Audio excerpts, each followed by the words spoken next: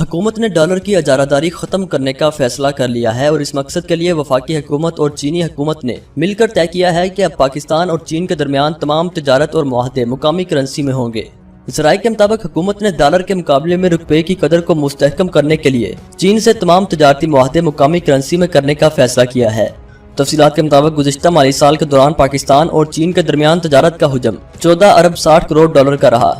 جس میں پاکستان نے چین سے 12 ارب 70 کروڑ ڈالر کی اشیاء درآمد کی، جبکہ برآمدات کا حجم صرف 1 ارب 86 کروڑ ڈالر رہا۔